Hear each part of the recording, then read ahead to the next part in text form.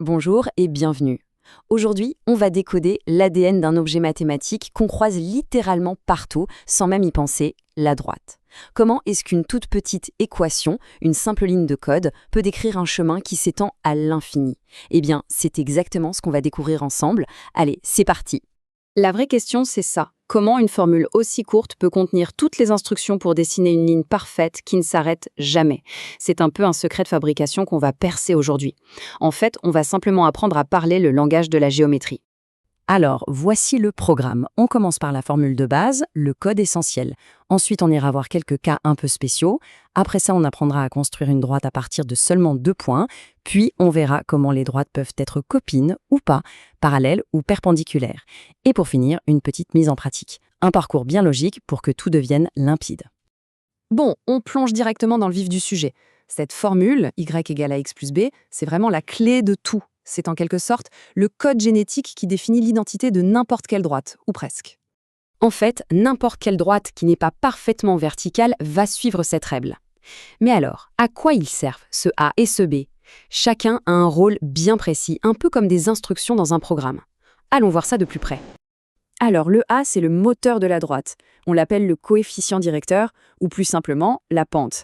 C'est lui qui va dire si la droite monte, quand A est positif, ou si elle descend quand A est négatif. Et plus le chiffre est grand, plus la pente est raide. C'est vraiment ce qui donne son caractère à la droite. Et si A c'est le moteur, alors B c'est le point de départ, son ancre. On l'appelle l'ordonnée à l'origine. Pour faire simple, c'est juste l'endroit sur l'axe vertical où la droite va commencer son voyage. Ce tout petit nombre suffit à fixer la position de toute la droite dans le plan. Allez, un petit exemple pour que ce soit bien clair. Si on a l'équation y égale 2x plus 3, on sait tout de suite deux choses.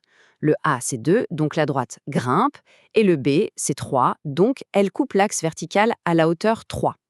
En un clin d'œil, l'équation nous a donné la direction et le point de départ. Maintenant qu'on a la formule générale, on va jeter un œil aux cas un peu spéciaux. Ce sont des droites qui ont des équations encore plus simples. Vous allez voir, c'est logique.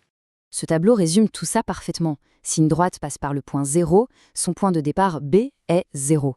Donc l'équation se simplifie, ça devient juste y égale ax. Si une droite est complètement plate, horizontale, sa pente est nulle. Donc A disparaît. Il ne reste que y égale p, sa hauteur constante.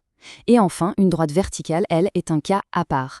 Sa position horizontale ne change jamais, donc son équation c'est x égale m. Ok, super. La théorie, c'est bien. Mais maintenant, passons à un cas super pratique. Imaginez qu'on a seulement 2 points et rien d'autre. Comment on fait pour retrouver l'équation complète de la droite qui passe par là? C'est vraiment le défi classique. On nous donne 2 points, mais c'est tout. Pas de pente, pas de point de départ visible. Alors comment on fait pour reconstituer son code génétique, son équation, à partir de ces deux seules informations? Par quoi on commence? Eh bien, la toute première étape, c'est de trouver le moteur de la droite. Le fameux A. Et heureusement, il y a une formule pour ça. En gros, elle calcule la différence de hauteur entre les 2 points, et elle divise ça par la différence de position horizontale. C'est simple et super efficace. Alors, regardons le processus. D'abord, on applique notre formule pour trouver A. Le calcul est fait et on trouve -8. On sait donc déjà que notre droite descend, et pas qu'un peu. Ensuite, on a une partie de l'équation. Y égale -8x plus b. Il nous manque le b. Pas de souci. On prend un des 2 points, par exemple le A, on remplace x et y par ses coordonnées et il ne reste plus qu'à résoudre la petite équation. On trouve alors que b est égal à 13. On assemble les deux morceaux du puzzle, et voilà, y égale -8x plus 13. Magique, non? Allez, dernière grande étape de notre analyse, les relations entre les droites. Comment est-ce qu'on peut savoir, juste en regardant leurs équations, si deux droites sont parallèles ou si elles se coupent à angle droit? Il y a des astuces très très simples pour ça. En fait, il y a 2 règles d'or à connaître. Pour que deux droites soient parallèles, c'est tout bête, il faut qu'elles aient exactement le même moteur, le même coefficient A. C'est logique puisqu'elles ont la même pente. Et pour qu'elles soient perpendiculaires, c'est-à-dire qu'elles forment un angle droit parfait en se croisant, il y a une autre condition, le produit de leur coefficient directeur doit être égal à -1. C'est tout. Regardez cet exemple de parallélisme, c'est super clair. On a deux droites, leurs coefficients directeurs sont tous les deux de 1/2. Le A est identique. Par contre, leur B est différent. Ça veut dire quoi? Qu'elles ont la même inclinaison, mais qu'elles ne partent pas du même endroit. Résultat, elles sont parfaitement parallèles et ne se croiseront jamais. Et maintenant, pour la perpendicularité. Ici, on a une pente de -3/5 et une autre de 5 tiers. Ça n'a l'air de rien comme ça, mais si on fait le test et qu'on les multiplie, Paf, le résultat est -1. C'est la preuve mathématique que ces deux droites se coupent pile poil à angle droit.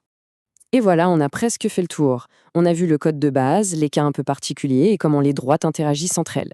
Il est temps de rassembler toutes ces connaissances pour un dernier petit défi. Alors, voici le défi. On doit trouver l'équation d'une droite qui passe par un point donné et qui est parallèle à une autre droite. Alors, réfléchissons un peu.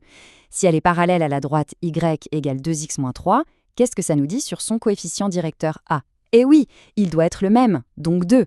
Une fois qu'on a ça, on a déjà fait la moitié du chemin. Le reste, c'est la même technique que tout à l'heure pour trouver le b. C'est ça qui est génial. Avec quelques règles simples, on peut décrire et construire une infinité de possibilités. Merci d'avoir suivi cette plongée dans l'ADN des droites et à très bientôt.